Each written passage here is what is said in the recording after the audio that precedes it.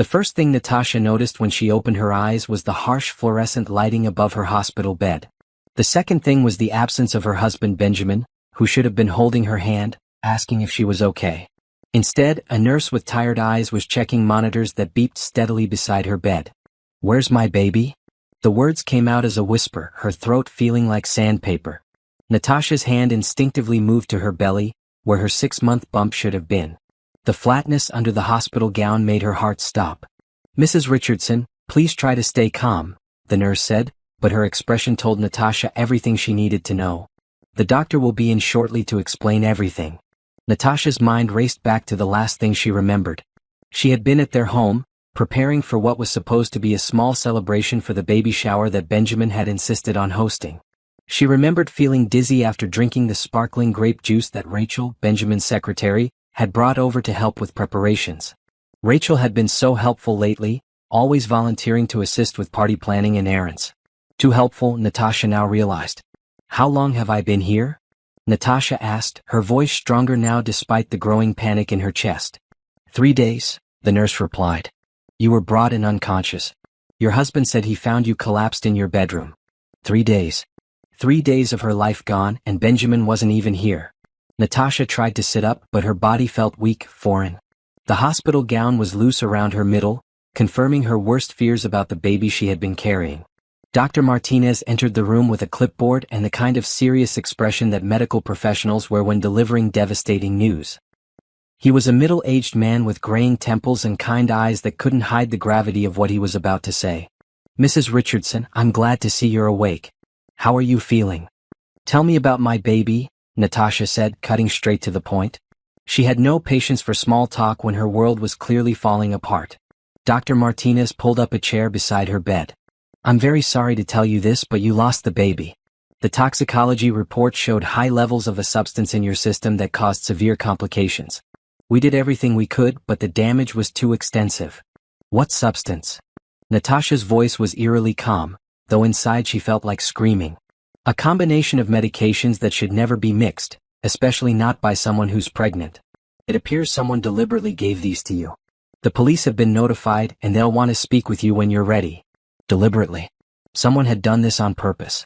Someone had murdered her child and nearly killed her in the process. Natasha's mind immediately went to Rachel, with her perfectly timed visit and her helpful offering of drinks.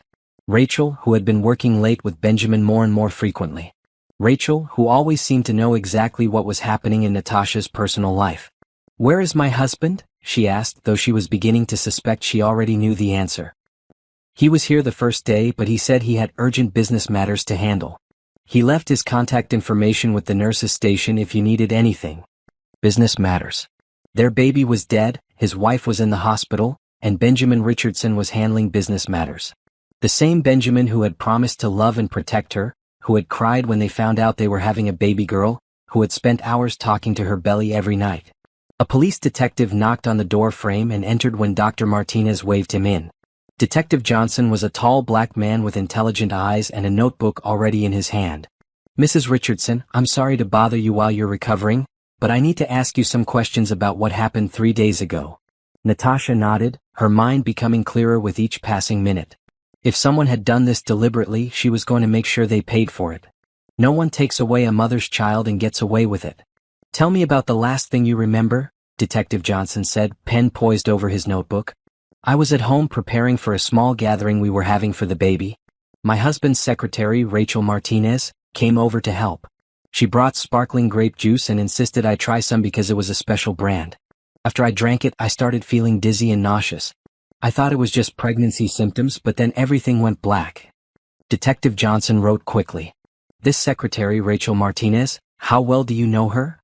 "She's worked for my husband for about 2 years. She's always been very attentive to our personal lives. Always asking about the baby, offering to help with things. I thought she was just being nice." "Has your husband mentioned working late more often recently? Any changes in his behavior?" The question hit Natasha like a physical blow because the answer was yes. Benjamin had been working late almost every night for the past 3 months. He'd been distant, distracted, always on his phone. She had attributed it to work stress and the pregnancy pressure, but now she was seeing it in a completely different light. "Yes," she said quietly. "He's been working very late. Always with important clients, he said. Always with meetings that couldn't be postponed. Detective Johnson made more notes. We'll need to interview your husband and Ms. Martinez. Do you know where we can find them? My husband should be at Richardson Capital Management downtown. Rachel works there too. Natasha paused, a terrible thought occurring to her. Detective, is it possible to check if Benjamin was really at the office during those late nights he claimed to be working? We can look into that. Is there something specific you're concerned about? Natasha looked at the detective, then at Dr. Martinez, and finally at her own hands folded over her now flat stomach. She had been naive, trusting, focused on preparing for their daughter's arrival. But lying in this hospital bed, having lost everything that mattered most to her, she was beginning to see the bigger picture. I think my husband might be having an affair with Rachel. And I think she drugged me to get rid of the baby. The words hung in the air like a confession, but not of guilt, of awakening. Natasha Richardson, who had spent the last 3 years being the perfect wife to a millionaire businessman, was finally seeing the truth about the people she had trusted most. Detective Johnson leaned forward. That's a very serious accusation, Mrs. Richardson. If you're right, we're looking at attempted murder, murder of an unborn child, and conspiracy. Are you prepared for what that investigation might reveal? Natasha looked out the hospital window at the city skyline where her husband's office building stood tall among the others. Benjamin Richardson had built his fortune on being smart, calculating, and always staying one step ahead. But he had made one crucial mistake: he had underestimated the woman he married. Detective, she said, her voice gaining strength with each word, I want to know everything. I want the truth about what they did to my baby, and I want them to pay for it. All of it. As the detective left to begin his investigation and Dr. Martinez went to check on other patients, Natasha stared at the ceiling and began planning. She had lost her child, her trust, and her marriage in one devastating blow. But she was still alive, and she was still smart enough to make sure that Benjamin and Rachel got exactly what they deserved. The perfect life she thought she had was indeed shattered. But from those pieces she was going to build something much better, a life where she was in complete control, and where the people who had betrayed her would spend years regretting their choices. 2 days later, Natasha was discharged from the hospital with a folder full of medical reports and a heart full of determination. The house she returned to felt different now, not like the home she had been building for her growing family, but like a crime scene where someone had stolen her future. She walked through the rooms methodically, seeing everything with new eyes. The nursery she had painted pale yellow for their daughter was exactly as she had left it, except for one detail: the baby shower decorations were gone. Someone had cleaned up, erasing the evidence of what was supposed to be a celebration. Benjamin's car wasn't in the driveway, which didn't surprise her. He had texted earlier saying he would be working late again, handling the crisis at the office. The same excuse he'd been using for months. Natasha sat down at Benjamin's home office computer, something she had never done before because she had trusted and respected his privacy. That trust was dead now, buried alongside their daughter. She tried his usual password combinations: their wedding date, her birthday, his birthday. Nothing worked until she tried the date he had started his company. March 15, 2019. His email opened immediately, and what she found made her stomach turn. Months of correspondence with Rachel that had nothing to do with business. Messages that started professional and gradually became personal, then intimate, then explicit. She scrolled through emails about secret hotel meetings, plans to handle the Natasha situation, and discussions about starting a new life together once everything was resolved. One email from Rachel dated just 2 weeks ago made Natasha's blood run cold. Benjamin, we can't keep waiting forever. She's getting bigger every day, and people are starting to ask questions about us working so late. I found a solution that will take care of both problems at once. Trust me on this. After the baby shower, everything will be different. We can finally be together without any complications. Benjamin's response was even worse. Are you sure this will work? I can't have any of this traced back to us. My reputation and business depend on staying clean. Don't worry, darling. I've researched everything carefully. It will look like pregnancy complications. Happens all the time. No one will suspect anything. Natasha printed every email, her hands shaking with rage rather than grief now. They had planned this. They had calculated the murder of her child as if it were just another business transaction. Rachel had researched how to kill an unborn baby and make it look accidental, and Benjamin had approved it. She found more evidence in Benjamin's hidden folders: photos of Rachel, credit card statements showing expensive jewelry purchases that Natasha had never received, and receipts for a downtown apartment that she had never heard about. Benjamin Richardson, the man she had married and trusted completely, had been living a double life for months. The sound of a car in the driveway made Natasha quickly close the computer and grab the printed emails. She had just enough time to hide them in her purse before Benjamin walked through the front door. "Natasha, honey, you're home." Benjamin's voice sounded forced, overly cheerful. He was carrying Flowers' grocery store roses that looked like an afterthought. "I'm so sorry I couldn't be at the hospital more. This merger at work has been consuming everything." She really looked at him for the first time in months. Benjamin Richardson was 42 years old, tall and lean with graying hair at the temples that made him look distinguished. He had kind eyes and a smile that had won her over when they met 4 years ago. But now she could see the guilt in those eyes, the way he couldn't quite meet her gaze. "How are you feeling?" he asked, setting the flowers on the kitchen counter. "Like someone murdered our baby," Natasha said quietly, watching his reaction. Benjamin's face went pale. The doctors said it was complications from some kind of allergic reaction. "These things happen sometimes with pregnancy," they said. "No, Benjamin. The doctors said someone deliberately gave me a combination of drugs that killed our daughter. The police are investigating it as attempted murder." She watched him process this information. His shock looked genuine, but she noticed how quickly he started calculating, his business mind already working on damage control. "That's terrible," he said. "Do they have any idea who would do such a thing?" Natasha almost laughed at his performance. "They're starting with the people who were at the house that day. Rachel brought drinks over to help with preparations, remember?" At the mention of Rachel's name, Benjamin's expression shifted almost imperceptibly. It was just a flicker, but Natasha caught it, the instinctive protective response of a man whose mistress had been mentioned as a murder suspect. "Rachel would never do something like that," he said quickly. "She's been nothing but helpful to our family." "Has she?" Natasha moved closer to him, studying his face. "Because I've been thinking about how helpful she's been. Always knowing our personal business, always volunteering to help with things that don't really concern her. Almost like she was keeping very close tabs on our lives." Benjamin turned away and opened the refrigerator, clearly looking for something to do with his hands. "You're upset, which is completely understandable. But you can't start suspecting people just because you're grieving." "I'm not just grieving, Benjamin. I'm angry. Someone killed our baby and I'm going to find out who. The police will handle that." "Yes, they will. Detective Johnson seems very thorough. He's planning to interview everyone who had access to our house recently, check phone records, email accounts, financial records. He said cases like this usually involve someone close to the victim." Benjamin dropped the bottle of water he had been holding. It rolled across the kitchen floor and neither of them moved to pick it up. "I should probably stay home with you for a few days," he said. "Help you through this difficult time. Actually, I think it would be better if you went to work. I need some time alone to process everything." Natasha picked up the water bottle and set it on the counter. "Besides, I'm sure Rachel needs you at the office.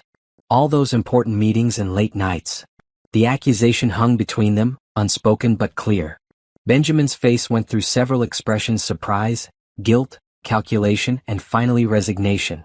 "Natasha, if there's something you want to ask me, just ask." This was her moment. She could confront him directly, show him the emails, demand answers. But Natasha realized that would be giving him the advantage of knowing what she knew. Instead, she needed him to believe she was still the trusting, naive wife he had been betraying. "I don't have anything to ask you," she said calmly. "I know exactly who you are, Benjamin. The question is whether you know who I am." She walked past him toward the stairs, leaving him standing in the kitchen with his grocery store flowers and his guilty conscience. "I'm going to take a shower and rest. I assume you'll be working late again tonight?" "Probably," he said quietly. "Give Rachel my regards," Natasha said without turning around. As she climbed the stairs, she heard Benjamin on his phone, his voice urgent and hushed. She couldn't make out the words, but she didn't need to. He was warning Rachel that the investigation was getting serious, that Natasha might be suspicious. In their bedroom, Natasha sat on the bed that she would never share with Benjamin again and called Detective Johnson. "Detective, it's Natasha Richardson. I found some evidence you need to see." "What kind of evidence, Mrs. Richardson?" "Emails between my husband and Rachel planning what they called handling the Natasha situation. They've been having an affair and they planned this whole thing together." There was a pause on the other end of the line. "Mrs. Richardson, I need you to be very careful. If what you're saying is true, then both of them are extremely dangerous. Don't confront them, don't let them know what you've discovered. Don't worry, detective. I'm done being the naive wife. From now on, I'm going to be very strategic about how I handle Benjamin and Rachel.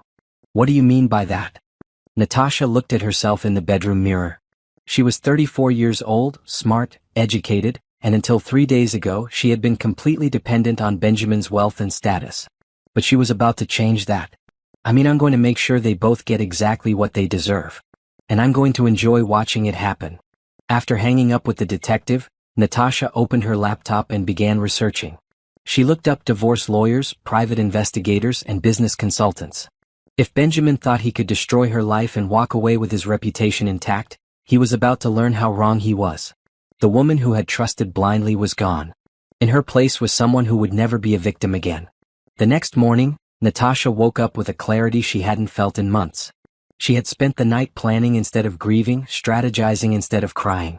Benjamin had already left for work, probably to coordinate with Rachel about how to handle the police investigation. She dressed carefully in a black dress that showed her respect for her lost daughter while making her look professional and strong.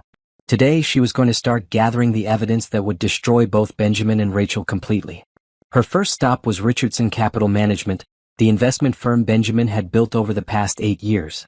Natasha had been there countless times for company parties and client events, always playing the role of the supportive wife who smiled and made small talk while Benjamin impressed potential investors. The receptionist, Patricia, greeted her with genuine sympathy. "Oh, Mrs. Richardson, I heard about what happened. I'm so sorry for your loss." "Thank you, Patricia. Is Benjamin in? I brought him lunch." Natasha held up a bag from Benjamin's favorite restaurant, playing the part of the caring wife. "He's in a meeting with Ms. Martinez, but I'm sure he'll want to see you. Let me buzz him." "Actually, don't bother them if it's important business. I'll just wait in his office." Natasha smiled and headed toward the elevator. "You know how he hates being interrupted during client meetings." Patricia nodded and returned to her work, not questioning why Benjamin's wife would have access to his office. That was the advantage of having been the trusted spouse. People still saw her as harmless. Benjamin's office was on the 15th floor, with floor-to-ceiling windows overlooking the city. Natasha had always admired this view, thinking about how hard Benjamin had worked to earn this success. Now she wondered how much of his business was built on lies and manipulation, just like their marriage. She could hear voices coming from the conference room next to Benjamin's office, his voice and Rachel's, speaking in hushed, urgent tones. Natasha quietly moved closer to the connecting door between the offices. "Can't keep panicking every time the police ask a question," Benjamin was saying. "We knew this might happen." "I'm not panicking," Rachel replied sharply. "But your wife isn't as stupid as we thought. She's asking the right questions, and Detective Johnson is taking this seriously. The toxicology report doesn't prove anything specific. You made sure of that." "Yes, but if they dig deeper into our relationship, if they find the apartment, if they check our phones and emails, they won't find anything. I've been careful." Natasha almost laughed out loud. Benjamin thought he had been careful, but he had left a digital trail that would convict them both. "What about the insurance policy?" Rachel asked. "When will that pay out?" Natasha's blood went cold. "Insurance policy? What insurance policy?" "The life insurance on Natasha and the baby should process within 90 days if the police close the case as accidental death. $2 million total. $2 million. They hadn't just planned to kill her baby, they had planned to kill her too. The only reason she was alive was because their plan had only partially worked. And if the police don't close it as accidental?" Rachel asked. "Then we stick to our story. Natasha had complications, we weren't involved, and we're both devastated by the loss. I play the grieving husband, you play the loyal employee who's supporting us through this difficult time. I'm tired of playing roles, Benjamin. I'm tired of pretending to care about your wife while I watch her live in the house that should be mine, wearing the jewelry I should have, carrying the baby that should have been ours. Rachel, we talked about this. You agreed to be patient. That was before she survived. The plan was supposed to take care of both problems. Now she's alive, asking questions, and the police are investigating. What if she finds out about us?" "She won't. Natasha trusts me completely. She's not smart enough to put the pieces together." Natasha gripped the door frame, her knuckles white with rage. Not smart enough. After 4 years of marriage, that's what Benjamin thought of her. "I saw her at the hospital," Rachel continued. "She looked different. Harder. What if losing the baby changed her? It doesn't matter what losing the baby did to her. What matters is that we control the narrative. As long as everyone believes I'm the devoted husband helping his wife through tragedy, we're safe." And after? When do we stop pretending? After the insurance pays out, after the police investigation is closed, after enough time has passed that no one will question our relationship. Maybe a year, maybe two. Then I'll divorce her for growing apart after the loss of our child. You'll conveniently be there to help me heal. Everyone will think it's a beautiful love story. Beautiful love story. They thought murdering her and her baby was going to be their beautiful love story. Natasha quietly moved away from the door and sat at Benjamin's desk. She turned on his computer and began copying files onto a thumb drive she had brought. Financial records, client lists, email backups, tax documents, everything she could access. She found something even more damaging than the emails. Benjamin had been embezzling money from client accounts to fund his lifestyle and his affair with Rachel.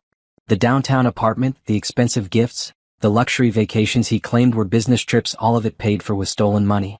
Her phone buzzed with a text from Benjamin. Heard you stopped by the office. Sorry I missed you. In meetings all day. See you tonight. Natasha smiled grimly and texted back. No problem. Just wanted to surprise you. Love you. She finished copying the files and left the building, nodding pleasantly to Patricia on her way out. Let Benjamin and Rachel think they were safe. Let them think she was too devastated and too stupid to figure out their plan. From Benjamin's office building, Natasha drove to meet with Jennifer Walsh, the divorce lawyer she had researched the night before. Jennifer had a reputation for handling high-profile divorces and making sure her clients got everything they deserved. Mrs. Richardson, I'm very sorry for your loss, Jennifer said as they sat in her downtown office. I understand you're considering divorce? I'm considering complete destruction, Natasha replied calmly. My husband and his mistress murdered my baby and plan to murder me for insurance money. I want them to lose everything they care about. Jennifer leaned forward, her expression serious. Those are very serious allegations. Do you have proof? Natasha pulled out the thumb drive and the printed emails. I have proof of the affair, proof of embezzlement, and recordings of them discussing their plans. What I need from you is to make sure that when this is all over, Benjamin Richardson has nothing left but a prison cell. Jennifer spent the next hour reviewing the evidence, her expressions growing more shocked with each document. Mrs. Richardson, this is enough to destroy him completely. His business, his reputation, his freedom, everything. Good. That's exactly what I want. What about you? What do you want for your future? Natasha looked out the window at the city skyline. For 4 years, she had defined herself as Benjamin's wife, living in his shadow, supporting his dreams. But that woman was gone now. I want to build my own life. My own business, my own success, my own future. And I want Benjamin and Rachel to watch me do it from behind bars. Jennifer smiled for the first time during their meeting.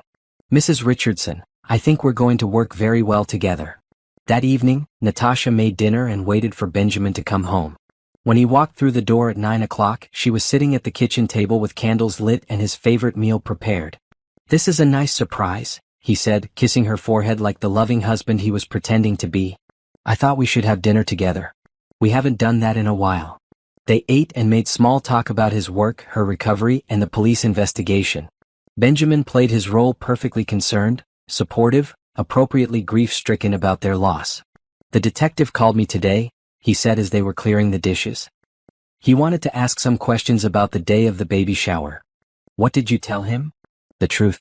That I was at work all day, that I came home and found you unconscious, that I called 911 immediately. Benjamin paused. He also asked about Rachel. What about her? Just routine questions. Where she was that day, how well we know her, that sort of thing. Benjamin studied Natasha's face. You don't really think Rachel could have done something like this, do you? Natasha looked directly into his eyes, the eyes of the man who had approved the murder of their child.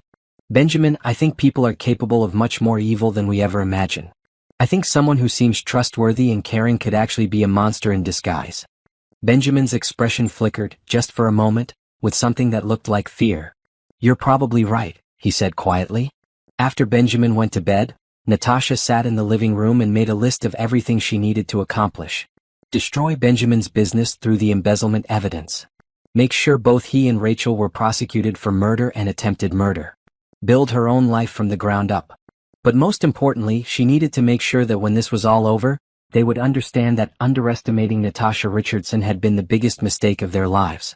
1 week after discovering the full extent of Benjamin and Rachel's betrayal, Natasha sat in Dr. Martinez's office for her follow-up appointment. The physical healing was progressing well, but the emotional transformation was complete.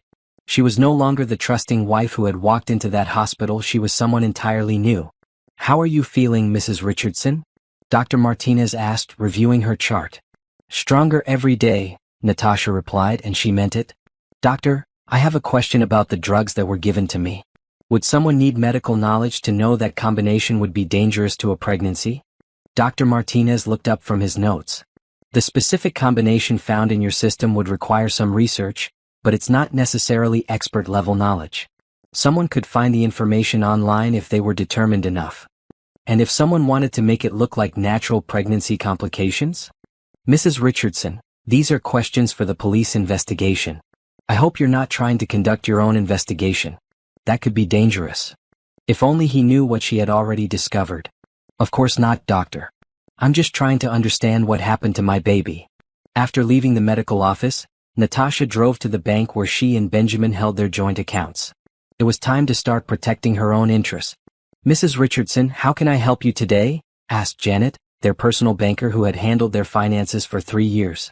"I'd like to open some individual accounts," Natasha said. "And I need to understand exactly what assets my husband and I own together." Janet printed out comprehensive statements showing their joint savings, checking, investment accounts, and the assets tied to Benjamin's business. The numbers were impressive. Benjamin had built significant wealth over their marriage. But as Natasha studied the records, she noticed irregularities in the business account transfers that aligned with what she had discovered about his embezzlement. "Janet, I also want to set up a separate investment account. Something substantial that I can manage independently." "Of course. How much were you thinking of investing?" $500,000 to start. Natasha had done the math. This was money from their joint savings that she had every legal right to access, and it would give her the foundation she needed to become financially independent. "That's a significant investment, Mrs. Richardson. Does Mr. Richardson know about this decision?" "My husband is dealing with some serious business issues right now. I'm taking more responsibility for managing our personal finances." It wasn't exactly a lie. Benjamin would indeed be dealing with serious business issues very soon.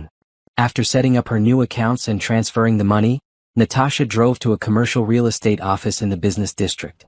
If she was going to build her own future, she needed to start with the foundation. "I'm looking for office space for a business consulting firm," she told the agent, Thomas Chen. "Something professional but not ostentatious. I want clients to feel like they're getting value, not paying for luxury."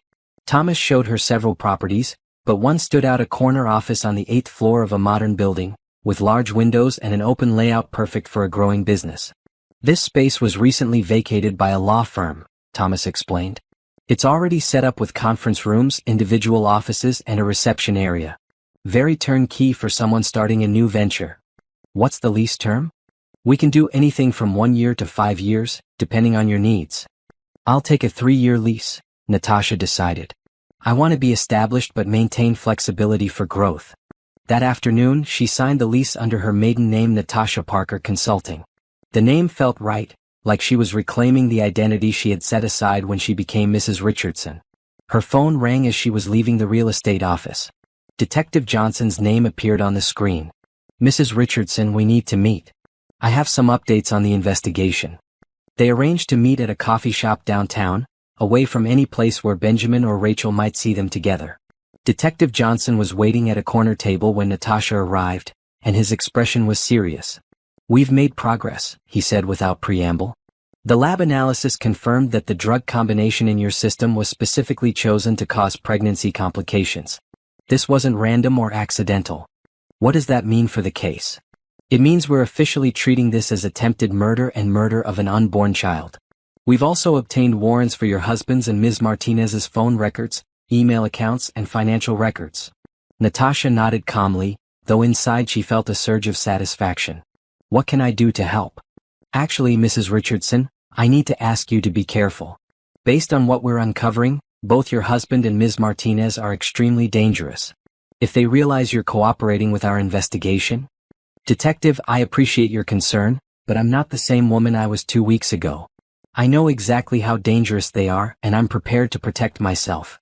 Detective Johnson studied her face. "You seem different than when we first met. Losing a child and discovering your husband planned to murder you tends to change a person," Natasha replied dryly. "Is there anything else you think we should know?" Any other evidence or information? Natasha considered telling him about the embezzlement evidence she had found, but decided to save that revelation for when it would have maximum impact.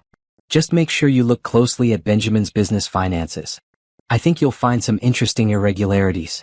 After meeting with the detective, Natasha drove home to prepare for another performance as the grieving, unsuspecting wife. Benjamin's car was already in the driveway when she arrived, which was unusual for a weekday evening. She found him in his home office looking stressed and agitated. Papers were scattered across his desk, and his laptop was open to what looked like financial spreadsheets. "You're home early," she said from the doorway. Benjamin looked up, startled. "Oh, hi, honey. Yeah, I had some things to catch up on at home. Everything okay? You look upset." "Just some complications with a client account. Nothing serious." He closed the laptop quickly. "How was your day? Did you go anywhere?" The question sounded casual, but Natasha caught the underlying tension. He was worried about what she might be doing, who she might be talking to. "I had my follow-up appointment with Dr. Martinez, then ran some errands. Nothing exciting." She moved into the office and sat in the chair across from his desk. "Benjamin, can I ask you something?" "Of course." But his posture had become defensive. "Do you think we'll ever be able to have another baby? After everything that happened?" The question seemed to catch him off guard. For a moment, his mask slipped, and she saw something that looked almost like guilt cross his features. I don't know, Natasha. Maybe we should focus on healing first, on getting through this tragedy together." "Together?" she repeated. "That's important to me, Benjamin. Knowing that we're facing this together, that there are no secrets between us." "Of course there are no secrets," he said, but he couldn't maintain eye contact. "Good. Because I don't think I could handle any more surprises right now. Finding out that someone close to us was involved in what happened to our baby, that would destroy me completely." Benjamin's hands gripped the edge of his desk. "Why would you say something like that?" "Just thinking about how much we trust the people around us. Like Rachel, for instance. She's been so much a part of our lives. If something like this investigation revealed that someone we trusted was involved." Natasha let the sentence hang in the air. "The investigation won't reveal anything like that," Benjamin said quickly. "Because nothing like that happened." Natasha smiled sadly. "You're right. I'm probably just being paranoid because I'm grieving. I should trust the people who love me." She stood up and kissed his forehead, playing the role of the loyal wife. "I'm going to make some tea. Would you like some?" "No, thank you. I have more work to finish." As she left the office, Natasha heard Benjamin immediately pick up his phone and dial. She lingered just outside the door to listen. "Rachel, we need to talk. Tonight. Something's wrong." "Perfect. Let them panic. Let them make mistakes while trying to cover their tracks." In the kitchen, Natasha made herself tea and opened her laptop. She had research to do and a business plan to write. While Benjamin and Rachel worried about the investigation closing in on them, she was going to build the foundation for her new life. She spent the evening researching business consulting, identifying potential clients, and creating a comprehensive plan for Natasha Parker Consulting. Her background in marketing and her connections through Benjamin's business network would give her a strong foundation, but she planned to succeed entirely on her own merits. At 10 o'clock, Benjamin announced he was going for a drive to clear his head. Natasha knew he was really going to meet Rachel, probably to coordinate their stories and plan their next moves. She didn't care. Every mistake they made, every panicked decision, every desperate attempt to cover their tracks would only make the eventual reckoning more complete. After Benjamin left, Natasha called Jennifer Walsh. "Mrs. Richardson, it's rather late. Is everything all right?" "Everything's perfect. I wanted to let you know that I'm moving forward with the divorce proceedings. I've established my own financial independence and business foundation. How quickly can we move?" "If you have the evidence you showed me, we can move very quickly. But are you sure you want to file now while the criminal investigation is ongoing?" "I want the divorce filed as soon as the criminal charges are announced. I want Benjamin to lose his wife, his business, his freedom, and his reputation all at the same time." Jennifer was quiet for a moment. "Mrs. Richardson, I have to ask, are you looking for justice or revenge? Is there a difference?" Natasha asked. "My baby is dead because of what they did. My marriage was a lie, my trust was violated, and they planned to murder me for insurance money. If ensuring they face the full consequences of their actions is revenge, then yes, I want revenge. In that case, I'll have the paperwork ready to file as soon as you give me the word." When Benjamin returned home 2 hours later, he looked even more agitated than when he had left. Natasha was reading in bed, playing the part of the innocent wife waiting for her husband. "How was your drive?" she asked. "Fine. Help me think." He undressed and got into bed beside her, but she could feel the tension radiating from his body. "Benjamin, are you worried about the police investigation?" "A little. I just want them to find whoever did this to you and our baby." Natasha turned to face him in the darkness. "They will. Detective Johnson seems very thorough. He said they're getting close to making arrests." Benjamin went completely still. "Arrests?" "He said that. He said whoever did this left more evidence than they realized. Apparently, people who commit crimes always think they're smarter than they are." Benjamin didn't respond, but Natasha could hear his breathing change. He was scared, and he should be. "Good night, honey," she said, settling back into her pillow. "Sweet dreams." But she knew Benjamin wouldn't be having sweet dreams anytime soon. And neither would Rachel. As Natasha drifted off to sleep, she thought about her daughter, the little girl who would never get to see the world, never get to call her mama, never get to grow up and live her own life. She had failed to protect her child when it mattered most, but she would not fail to get justice for her. Tomorrow she would continue building her new life while Benjamin and Rachel's world crumbled around them. And she was going to enjoy every moment of it. 3 weeks after losing her daughter, Natasha stood in her new office space, watching contractors install the sign that read, "Natasha Parker Consulting" on the glass door.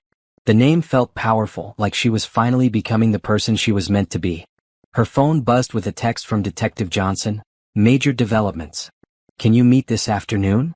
Natasha replied that she would be there, then turned back to supervising the office setup. She had hired a small but efficient team. Carmen, an experienced office manager who had previously worked for a major consulting firm, and Michael, a recent business school graduate who was brilliant with data analysis and financial modeling. "Mrs. Parker," Carmen said, approaching with a tablet full of scheduling information. "I've confirmed your first 3 client consultations for next week. All are small business owners looking for growth strategies." "Perfect. And please call me Natasha. We're building something new here, something different from the stuffy corporate world." Carmen smiled. "I like that approach. It feels more genuine." Genuine. That was exactly what Natasha wanted her business to be, the complete opposite of everything false and manipulative in her previous life. Her phone rang with a call from Jennifer Walsh. "Natasha, I have news. The criminal investigation is moving faster than expected. Detective Johnson called my office to let us know they're planning arrests within the next few days." "Both Benjamin and Rachel?" "Yes. They have enough evidence for conspiracy to commit murder, attempted murder, and several financial crimes related to your husband's business practices." "Financial crimes?" "It seems your tip about irregularities in his business finances led them to discover extensive embezzlement. Your husband has been stealing from client accounts for over 2 years." Natasha felt a surge of satisfaction. The evidence she had found on Benjamin's computer had served its purpose. "How much money are we talking about?" "Over $800,000. When this becomes public, it will destroy his reputation completely. No one will ever trust him with their money again." "Good. What about the divorce proceedings?" "I'll file the papers the moment the arrests are made. By the time Benjamin gets out on bail, he'll discover that his wife has left him, taken half of all legitimate assets, and started her own successful business." After ending the call, Natasha walked around her new office, envisioning the future she was creating. This space would be where she built something meaningful, where she helped other people achieve their business goals while achieving her own independence. Michael approached with a laptop and a concerned expression. "Natasha, I've been researching Richardson Capital Management as you requested. There are some very concerning patterns in their public financial reports." "Show me." Michael pulled up spreadsheets and charts that clearly illustrated the embezzlement patterns she had discovered. "If I were a client of this firm, I would be very worried about the security of my investments." "How many clients does Richardson Capital manage?" "About 40 high net worth individuals and small businesses. Total assets under management around $15 million. And when Benjamin is arrested for stealing from these clients, the firm will collapse almost immediately. No one will leave their money with a company whose founder is facing criminal charges for theft." Natasha nodded. Benjamin had spent 8 years building Richardson Capital, establishing himself as a trustworthy investment advisor, creating his reputation and his fortune. In a matter of days, all of it would be gone. That afternoon, she met Detective Johnson at the same coffee shop where they had met before. He looked tired but satisfied. "Mrs. Richardson, we're ready to move. Tomorrow morning, we'll be arresting both your husband and Ms. Martinez. What are the charges? For your husband, conspiracy to commit murder, accessory to attempted murder, and embezzlement of client funds. For Ms. Martinez, attempted murder, murder of an unborn child, conspiracy to commit murder, and administering drugs without consent. Will they get bail? Given the serious nature of the charges and the flight risk, we'll be requesting high bail amounts. Your husband might be able to make bail eventually, but Ms. Martinez will likely remain in custody. Detective Johnson paused and studied Natasha's face. Mrs. Richardson, I have to ask, how are you handling all of this? Most people in your situation would be falling apart. Detective, I fell apart the day I lost my daughter. What you're seeing now is what I built from the pieces. And what exactly did you build? Natasha smiled. Someone who will never be a victim again. The next morning, Natasha was at her office early, working on client proposals when her phone started buzzing with calls from unknown numbers. News traveled fast in their social circle, and the arrest of prominent businessman Benjamin Richardson was apparently big news. She ignored the calls and focused on her work until Carmen knocked on her door. Natasha, there are reporters outside the building. They want to talk to you about your husband's arrest. Tell them I have no comment and that I'm focused on my business. Natasha looked out the window at the news vans gathering in the parking lot. Also, call building security and make sure they don't let anyone up to this floor without an appointment. Her phone rang with a call from an unknown number, but this time she decided to answer. Mrs. Richardson, this is Channel 7 News. We'd like to get your reaction to your husband's arrest for embezzlement and attempted murder. I have no comment, Natasha said calmly. But surely you have some reaction to discovering that your husband tried to have you killed? My only reaction is relief that justice is being served. Now if you'll excuse me, I have a business to run. She hung up and immediately called Jennifer Walsh.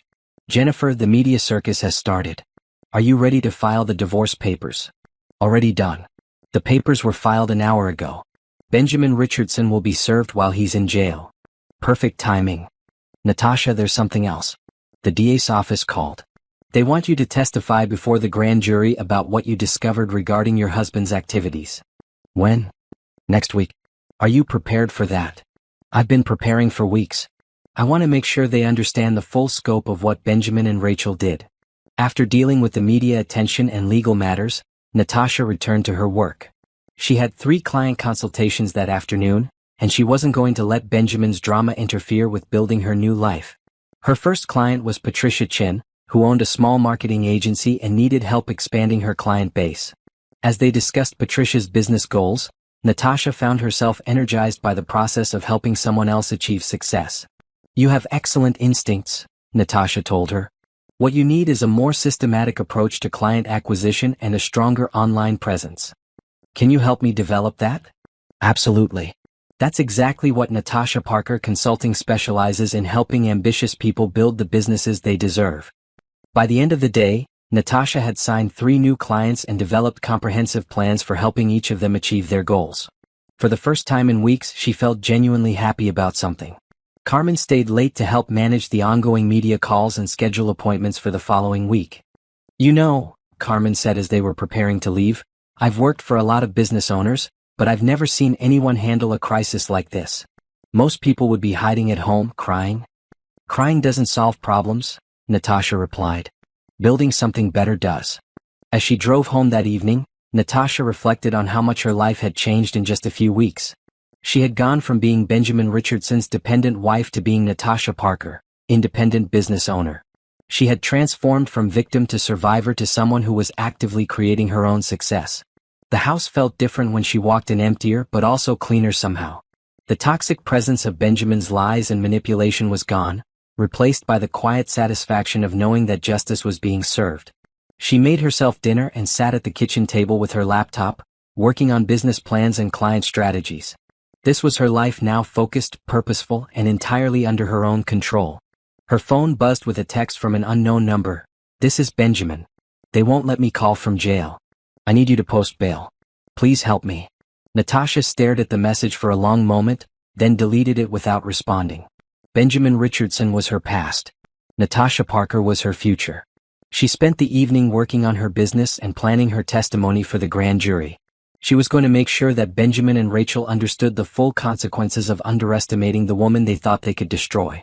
Tomorrow she would continue building the life she deserved while they sat in jail cells, contemplating the life they had thrown away for their selfish desires. And she was just getting started. 1 month after Benjamin's arrest, Natasha sat in the federal courthouse preparing to testify before the grand jury. She wore a navy blue suit that projected professionalism and authority, the image of a woman who commanded respect, not pity. The prosecutor, Assistant District Attorney Sarah Chin, met with her before the testimony to review the key points. Mrs. Richardson, the grand jury needs to understand not just what your husband and Ms. Martinez did, but the calculated nature of their crimes. This wasn't a crime of passion, it was premeditated murder for financial gain. I understand completely, Natasha replied. They planned every detail, from the affair to the embezzlement to the murder of my child. I have documentation of all of it. When she entered the grand jury room, Natasha felt a sense of power she had never experienced before. These 23 citizens would decide whether Benjamin and Rachel faced trial for their crimes, and she was going to make sure they understood the full scope of what had happened.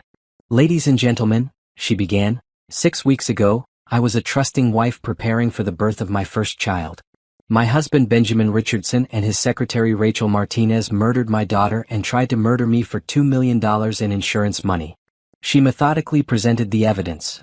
The emails plotting her death, the financial records showing embezzlement, the toxicology reports proving deliberate poisoning, and the insurance policies taken out just months before the attack. They didn't just betray my trust, Natasha concluded.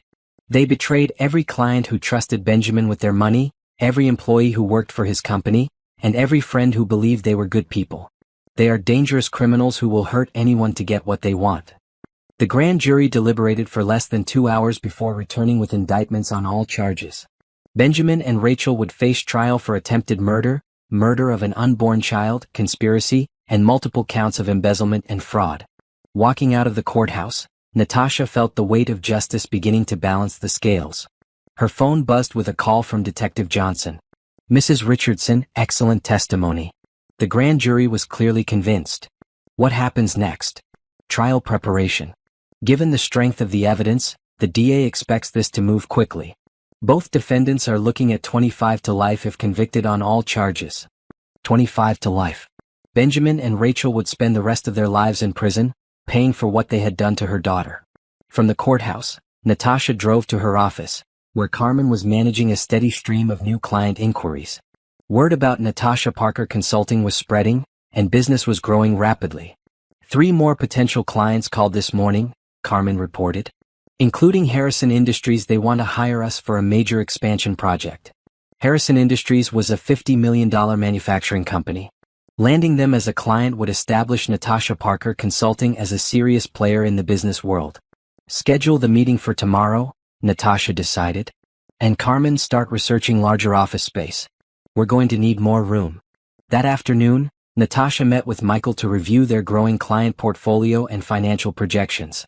At our current growth rate, we'll need to hire 2 more consultants within 6 months, Michael reported.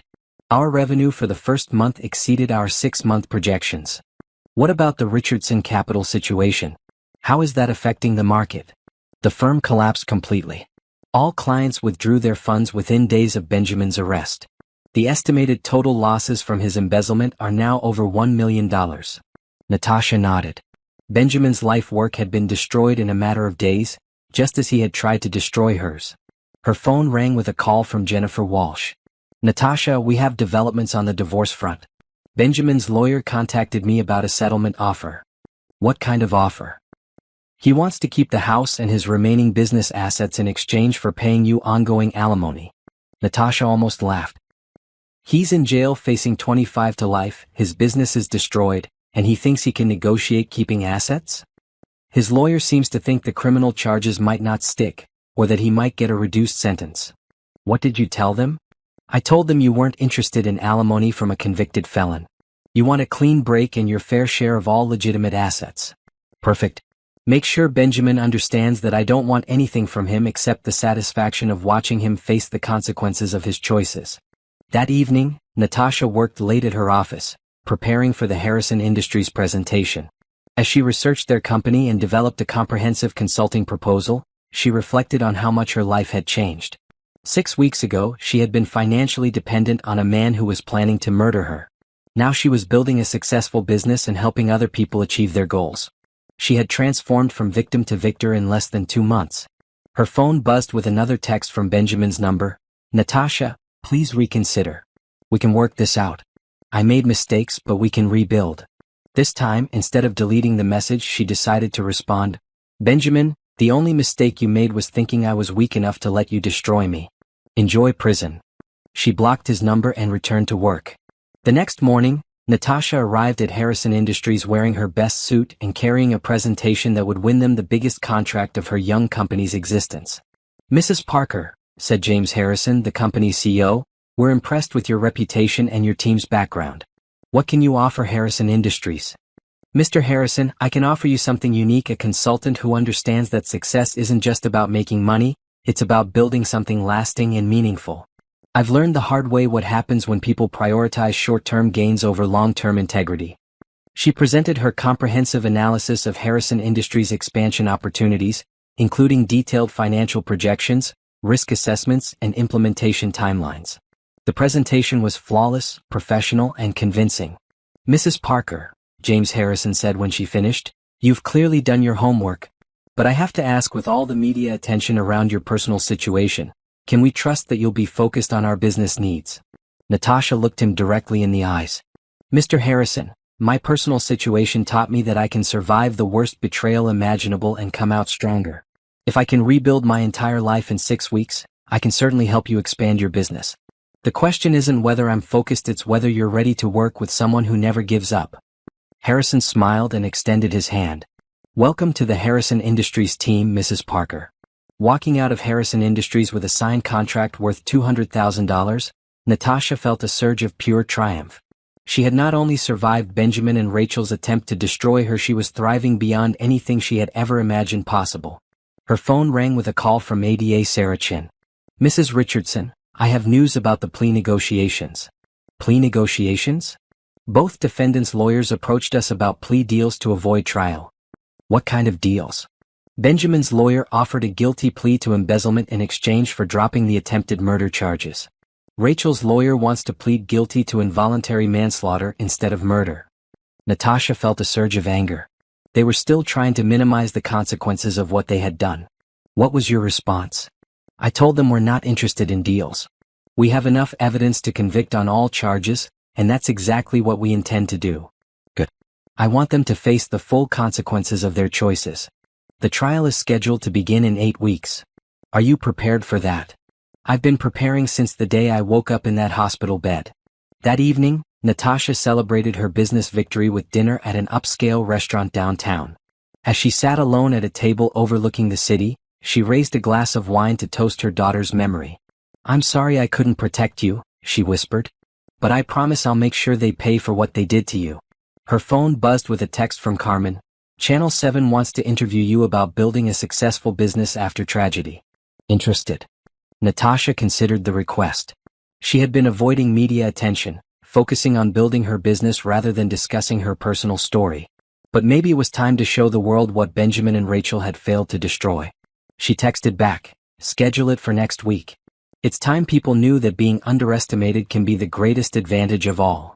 As she drove home that night, Natasha thought about how Benjamin and Rachel were probably sitting in their jail cells, wondering how their perfect plan had gone so wrong. They had thought they were destroying a weak, dependent woman who couldn't survive without them. Instead, they had created their own worst enemy, someone with nothing left to lose and everything to prove. 2 months after the arrests, Natasha stood in her expanded office space, watching her team of 5 consultants work with clients throughout the elegant suite. Natasha Parker Consulting had become one of the city's fastest-growing business consultancy firms, with a waiting list of potential clients. Her phone buzzed with a call from ADA Sarah Chin. The trial was set to begin in 2 weeks, and final preparations were underway. "Natasha, we've had some interesting developments. Rachel Martinez's lawyer contacted us yesterday." "What did she want now?" "She wants to testify against your husband in exchange for a reduced sentence." Natasha felt a cold smile cross her lips. She's willing to betray Benjamin to save herself? Exactly. She claims Benjamin was the mastermind, that he manipulated her into participating, and that she never intended for anyone to die. That's not what their email said. They were equal partners in planning my murder. I know, and we have the evidence to prove it. But her testimony could guarantee Benjamin gets convicted on all charges. What kind of reduced sentence is she asking for? 15 years instead of life. She'd be eligible for parole in 12. Natasha considered this carefully.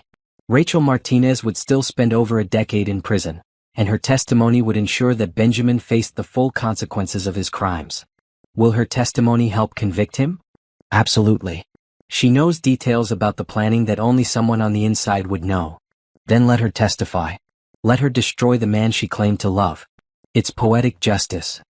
After ending the call, Natasha walked through her office, checking on her team's progress with various client projects.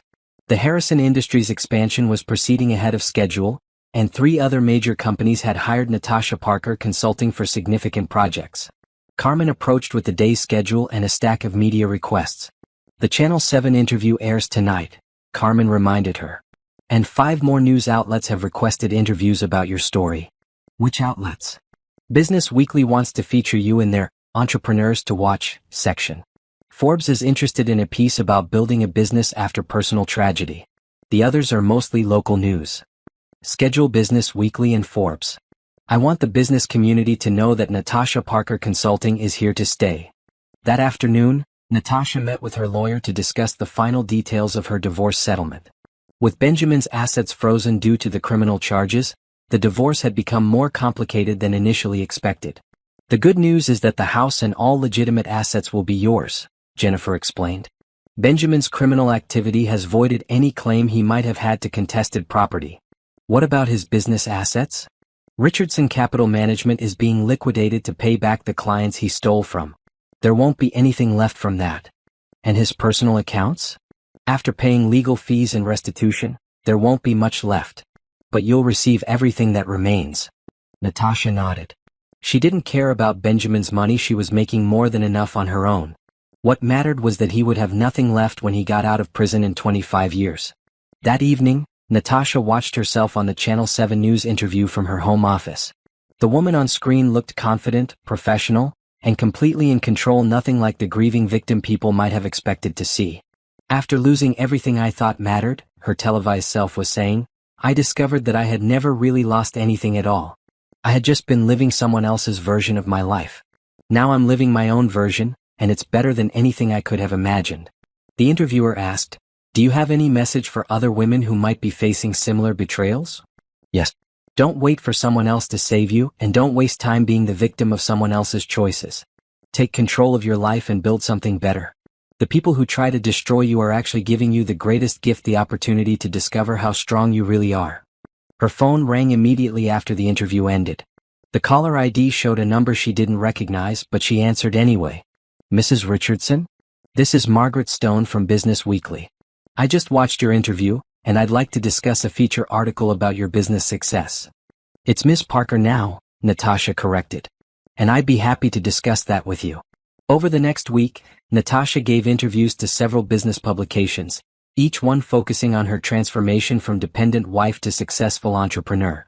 The story resonated with people, and her business phone rang constantly with new client inquiries. Michael presented her with updated financial projections that showed Natasha Parker Consulting on track to generate over $2 million in revenue during its first year. You've built something remarkable, he told her. Most consulting firms take 3 to 5 years to reach this level of success. Most consulting firms aren't built by someone with nothing left to lose, Natasha replied. The trial began on a crisp Monday morning in October. Natasha arrived at the courthouse wearing a black suit and carrying herself with the confidence of someone who had already won the most important victory. The media circus was significant. Benjamin Richardson's fall from respected businessman to accused murderer was big news, and Natasha's transformation into a successful entrepreneur added another layer to the story. Inside the courtroom, she saw Benjamin for the first time since his arrest. He looked thinner, older, and defeated. When their eyes met across the room, she saw no recognition of the woman he had tried to destroy. She was someone entirely different now. Rachel Martinez looked even worse. Jail had not been kind to her, and the stress of knowing she was about to testify against her former lover was clearly taking its toll. ADA Sarah Chen's opening statement was devastating. She methodically laid out the evidence of Benjamin and Rachel's conspiracy, the affair, the planning emails, the insurance policies, the deliberate drugging and the embezzlement that funded their lifestyle. Ladies and gentlemen of the jury, she concluded, the defendants thought they had committed the perfect crime. They thought they could murder an innocent woman and her unborn child, collect $2 million in insurance money, and live happily ever after. They were wrong. Benjamin's lawyer tried to argue that his client was being railroaded by an angry ex-wife, but the evidence was overwhelming. The emails, the financial records, the toxicology reports, and Rachel's own testimony painted a clear picture of premeditated murder. When Rachel took the stand to testify against Benjamin, Natasha watched with fascination as the woman who had helped plan her murder tried to save her own skin. Benjamin told me that Natasha was standing in the way of our happiness, Rachel testified. He said we needed to find a permanent solution to the problem. What did you understand that to mean? The prosecutor asked. That we needed to get rid of her. He researched the drug combinations and told me exactly what to put in her drink. And what was supposed to happen after Mrs. Richardson died? We would wait a respectable amount of time, then Benjamin would begin dating me publicly. Eventually we would get married and use the insurance money to start fresh somewhere else. Natasha listened to Rachel describe their plan with clinical detachment.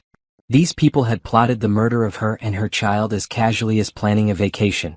When Benjamin's lawyer cross-examined Rachel, he tried to portray her as the mastermind who had manipulated his client. But Rachel was prepared for this attack. I have the emails, she said calmly. Benjamin wrote them himself. You can check the metadata, the IP addresses, everything. He was the one who came up with this plan. The trial lasted 2 weeks and the evidence was overwhelming. The jury deliberated for less than 4 hours before returning with guilty verdicts on all charges. Benjamin Richardson was sentenced to life in prison without the possibility of parole. Rachel Martinez received 25 years with the possibility of parole after 15. As the sentences were read, Natasha felt a sense of completion that she hadn't experienced since the day she lost her daughter. Justice had been served, and the people who had destroyed her family were finally facing the consequences of their choices. Outside the courthouse, reporters surrounded her for comments. Mrs. Parker, how do you feel about the verdicts? I feel like justice has been served. My daughter can rest in peace knowing that the people who killed her are paying for their crimes. What's next for you? Natasha looked at the cameras with the confidence of someone who had rebuilt her life from nothing.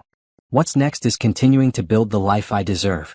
Benjamin Richardson and Rachel Martinez thought they could destroy me, but they only made me stronger. Natasha Parker Consulting will continue to grow and succeed, and I'll continue to help other people achieve their dreams. Any final message for people following your story? Yes. Never let anyone else's choices define your life. No matter what someone does to you, you always have the power to choose who you become next. As she walked away from the courthouse, Natasha felt the weight of the past finally lifting from her shoulders. Benjamin and Rachel were going to prison for the rest of their lives, and she was free to build whatever future she wanted. The woman who had been Benjamin Richardson's dependent wife was gone forever. In her place was Natasha Parker, survivor, entrepreneur, and living proof that being underestimated could be the greatest advantage of all. 6 months after the trial, Natasha stood in the penthouse office of her expanded consulting firm, looking out over the city where she had rebuilt her life. Natasha Parker Consulting now occupied an entire floor of a prestigious downtown building, with 22 employees and clients across 3 states. Her assistant knocked on the door and entered with the morning's mail and messages.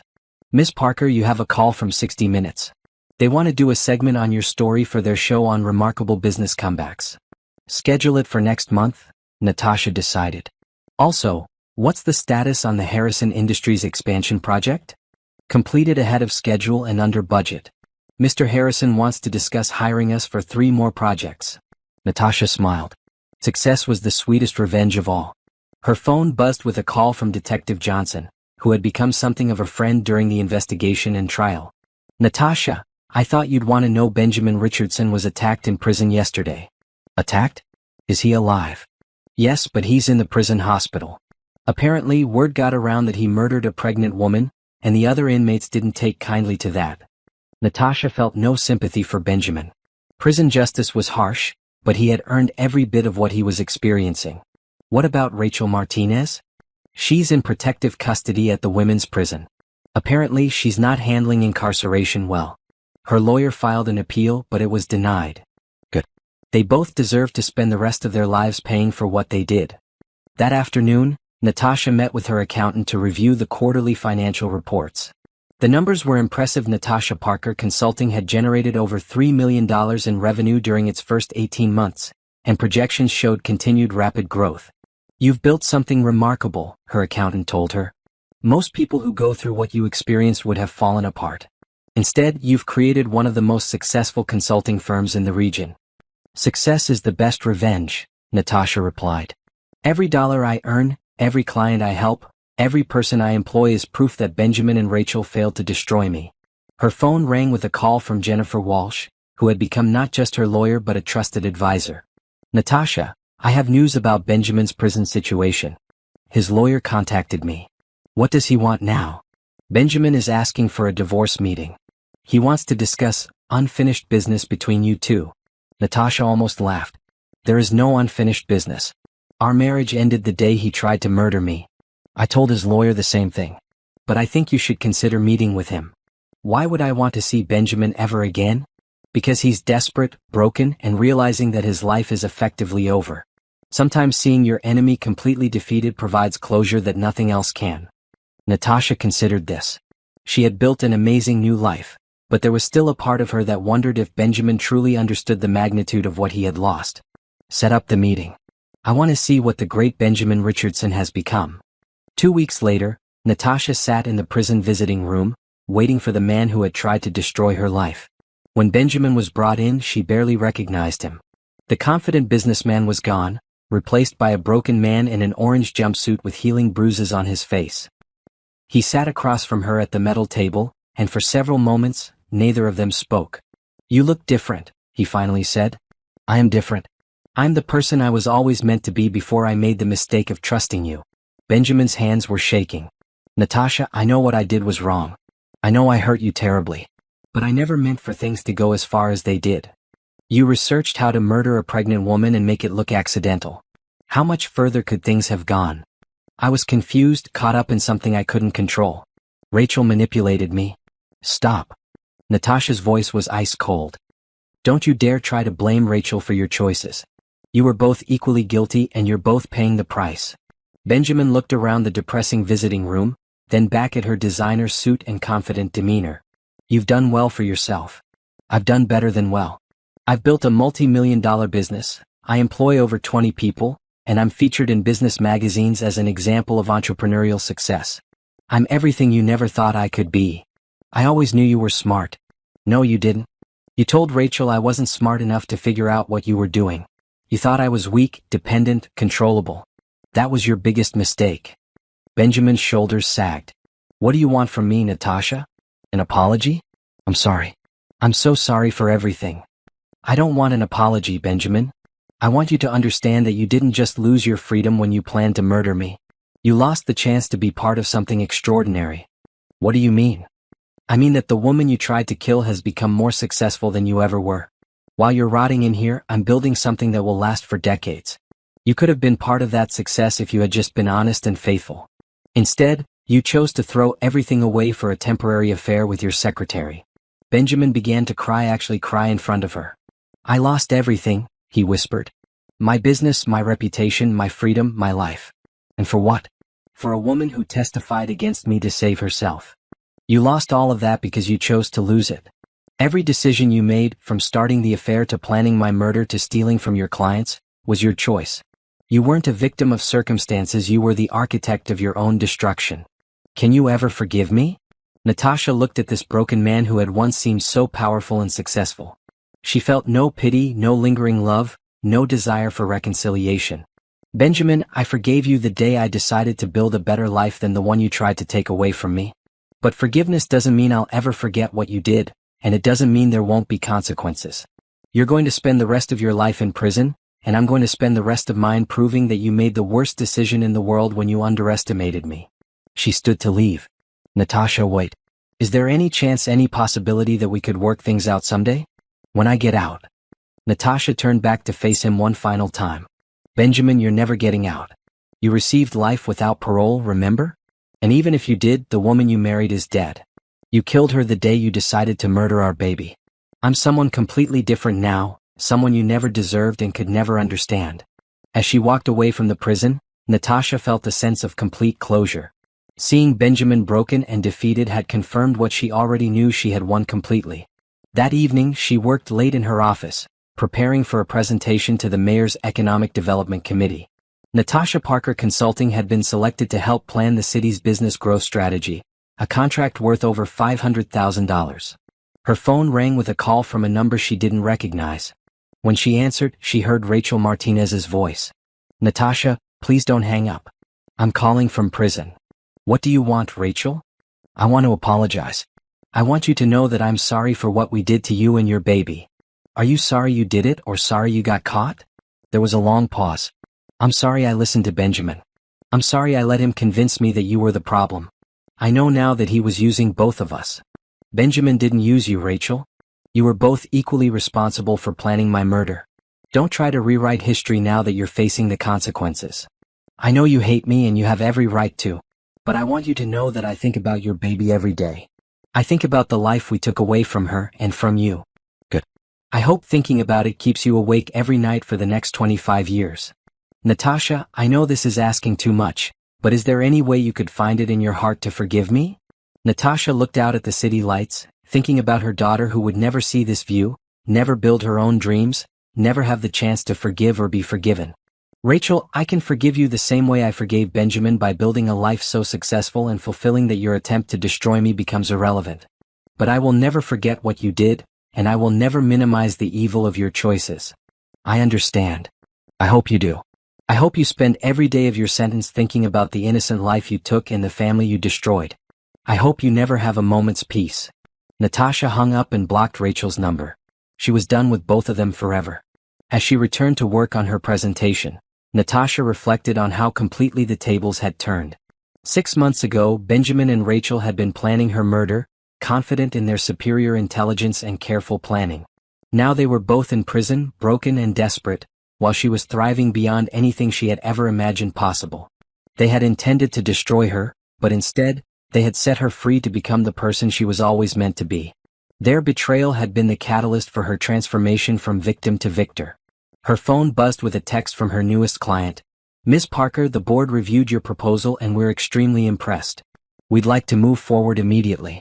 This is exactly the kind of innovative thinking our company needs." Natasha smiled and returned to her work. While Benjamin and Rachel rotted in their cells, she would continue building the empire they had inadvertently helped create. Their attempt to murder her had failed. But their attempt to destroy her had succeeded in ways they never could have imagined. It had destroyed the weak, dependent woman she used to be and created someone infinitely stronger in her place. 1 year after the trial, Natasha stood before a packed auditorium at the State University, delivering the keynote address for their annual Women in Business conference. Her story had become legendary in entrepreneurial circles: the woman who transformed devastating betrayal into remarkable success. "The people who try to destroy you," she told the audience of aspiring businesswomen, "are actually giving you the greatest gift possible. They're forcing you to discover strength you never knew you had, to build something better than anything you could have imagined while you were comfortable." The applause was thunderous.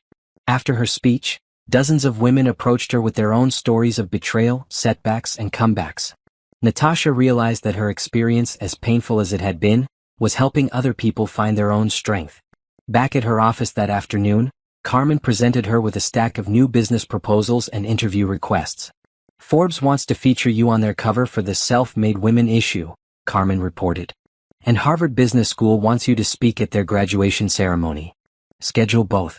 Also, what's the status on the new office locations? The Dallas office opens next month, and we've identified locations in 3 more cities for expansion." Natasha Parker Consulting was becoming a national brand, with offices in multiple states and a reputation for transforming struggling businesses into success stories. Her phone rang with a call from Detective Johnson. "Natasha, I thought you'd want to know Benjamin Richardson was found dead in his cell this morning." The news hit her like a physical blow, though not from grief. "What happened?" "Suicide. He hanged himself with bedsheets. Left a note apologizing to you and asking for forgiveness." Natasha was quiet for a long moment, processing this information.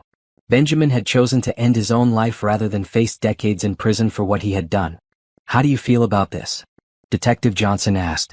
"I feel like justice was served one way or another. Benjamin made his choice to destroy our family, and now he's made his final choice about how to handle the consequences. And Rachel Martinez? What about her? She's still alive, still in prison. Apparently, Benjamin's death has affected her pretty badly. Her lawyer says she's having some kind of breakdown.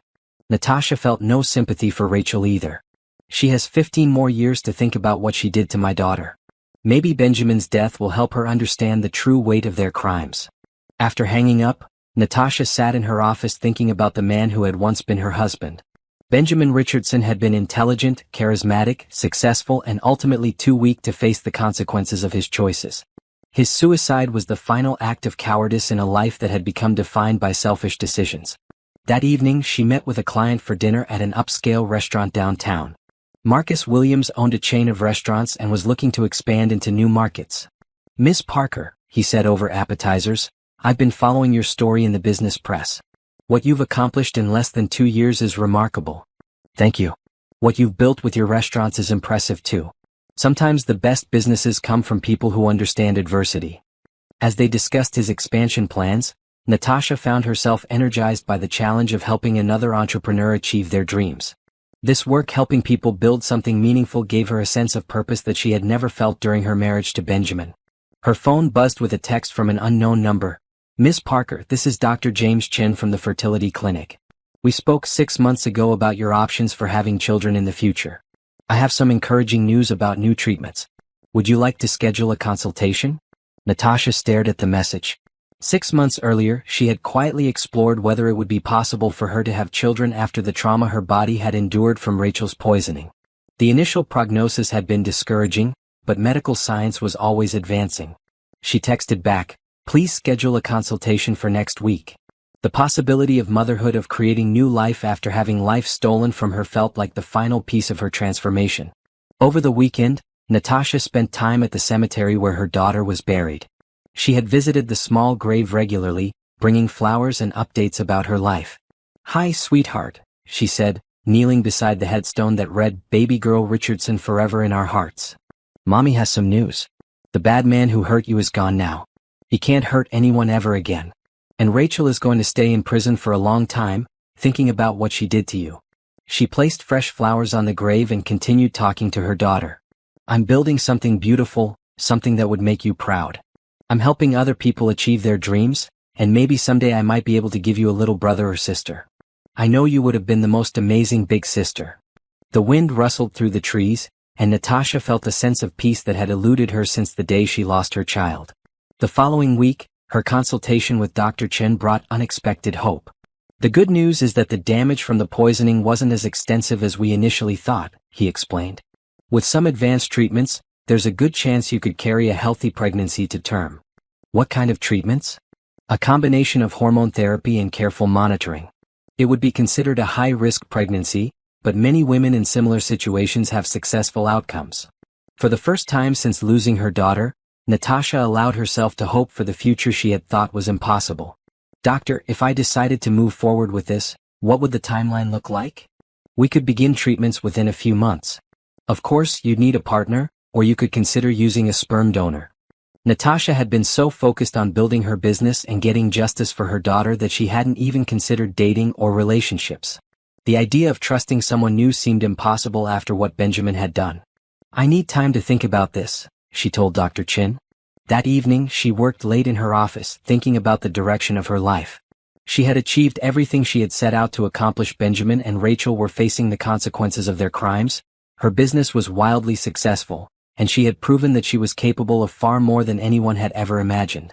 But for the first time in 2 years, she was thinking about what came next. Building a business had been her survival mechanism, her way of proving that she couldn't be destroyed. Now she was wondering what she wanted to build just for the joy of creating something beautiful. Her assistant knocked on her door.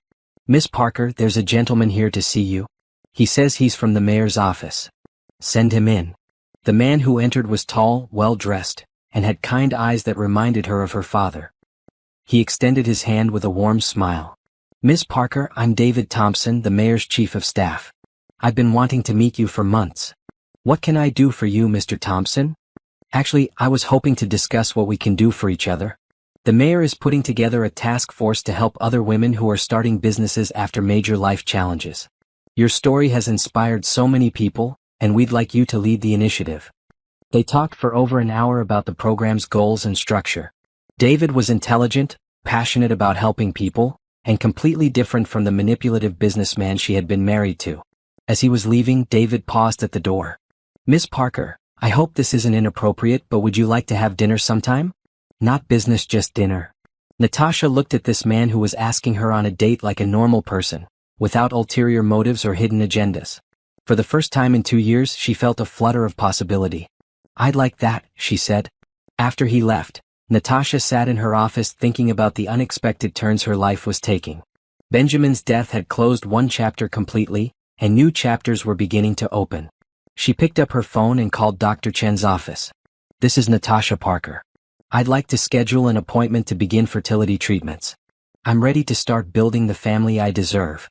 As she made the appointment, Natasha realized that her transformation was complete.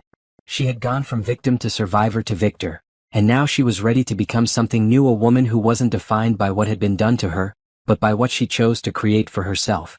Benjamin and Rachel had tried to destroy her, but instead, they had set her free to build a life more beautiful than anything she had ever imagined possible. 5 years after the day she lost her daughter, Natasha stood in the nursery of her new home, hanging delicate decorations for the baby girl she was expecting in 2 months. The walls were painted a soft lavender, and sunlight streamed through windows that looked out over the garden where she planned to teach her daughter to grow flowers. David appeared in the doorway, carrying a cup of herbal tea and wearing the gentle smile that had won her heart 3 years earlier. "How are you feeling, Mrs. Thompson?" he asked, using the married name she had taken just 6 months ago. "Like the luckiest woman in the world," Natasha replied, accepting the tea and letting him wrap his arms around her from behind. Their marriage had been everything her first marriage wasn't, built on honesty, mutual respect, and genuine love. David knew her entire story and loved her not despite her strength but because of it. "The contractor called," David said. "The new office building will be ready for Natasha Parker Consulting's headquarters next month." The business had continued to grow exponentially. What had started as a single office with 3 employees was now a national consulting firm with over 100 employees across 12 cities. Natasha had been featured on magazine covers, spoken at conferences worldwide, and become a symbol of entrepreneurial resilience. But more importantly, she had helped hundreds of other businesses succeed and employed dozens of people who depended on her company for their livelihoods. The success felt meaningful because it was built on helping others achieve their dreams. Her phone rang with a call from Detective Johnson, who had become a close friend over the years.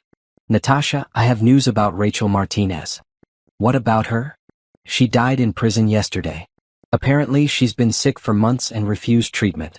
Her cellmate said she'd been talking about wanting to join Benjamin, about not being able to live with what they did." Natasha felt a complex mix of emotions. Relief that the last person responsible for her daughter's death was gone, but also a strange sadness for the waste of 2 lives that could have been lived differently. "How do I feel about this?" she asked, more to herself than to Detective Johnson. "How do you feel about it?" "I feel like it's finally over. Both of them made their choices and both of them paid the ultimate price for those choices. I can close that chapter of my life completely now. And move forward with the new chapter?" Natasha looked around the nursery she was preparing for her daughter. "I've been moving forward for 5 years. This is just the next beautiful part of the journey." That afternoon, she sat in her office reviewing the quarterly reports for all 12 locations of Natasha Parker Consulting. The numbers were staggering. Her company was now generating over $15 million in annual revenue and had been recognized as one of the fastest growing consulting firms in the country. Carmen, who had stayed with her through the entire journey, knocked on the door with a stack of congratulatory messages. "The business journals are calling your story the greatest entrepreneurial comeback of the decade," Carmen reported. "And you have 17 requests for keynote speeches next month alone. Schedule the ones that align with our mission of helping other people build successful businesses," Natasha decided. "And Carmen, start researching locations for international expansion. I think it's time to take Natasha Parker Consulting global." That evening, she and David hosted a dinner party for their closest friends and business associates. As she looked around the table at the people who had supported her journey, Natasha reflected on how dramatically her life had changed.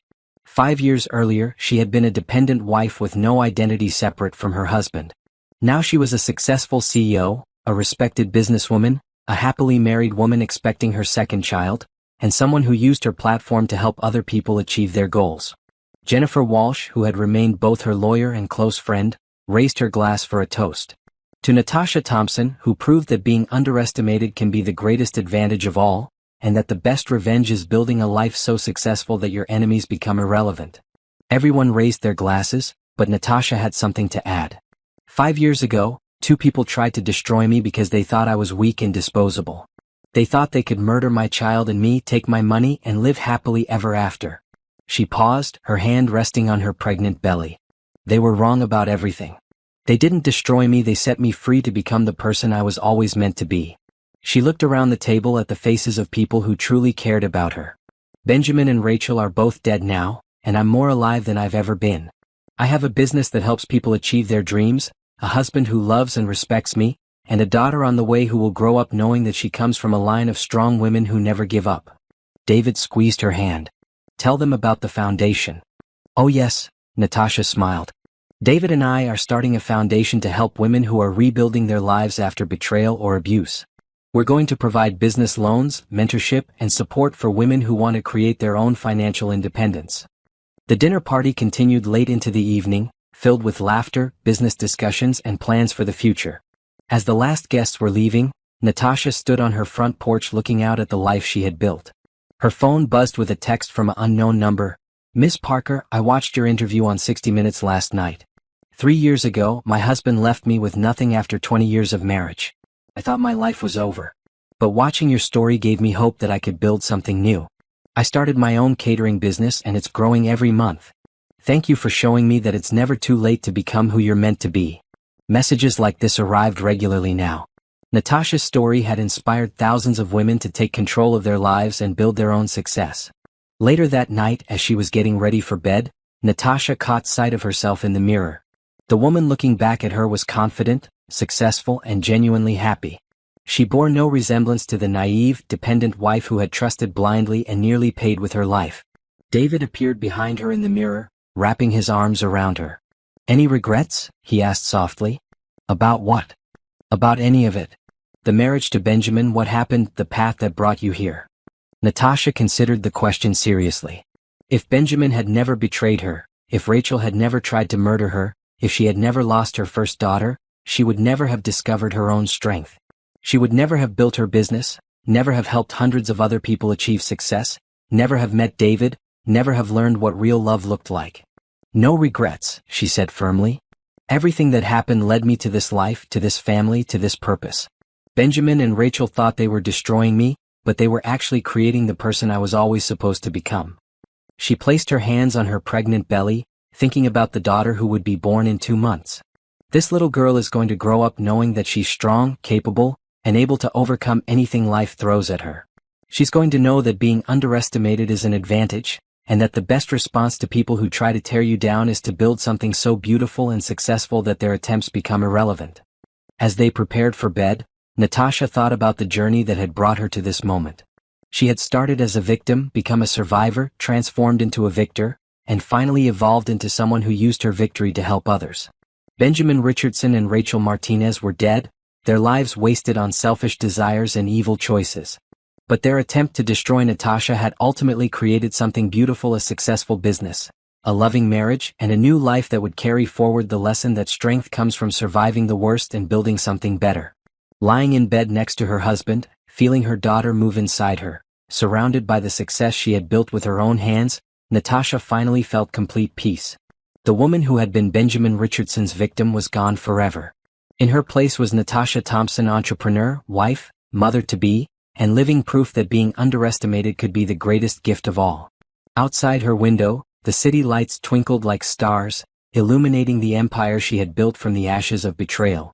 Tomorrow she would continue helping other people achieve their dreams while building an even brighter future for her growing family. The best revenge, she had learned, wasn't destroying your enemies, it was building a life so successful and fulfilling that their attempt to destroy you became just a footnote in your victory story. Benjamin and Rachel had given her the greatest gift possible when they tried to murder her: the opportunity to discover exactly how strong, capable, and extraordinary she really was. And for that, in a twisted way, she was almost grateful.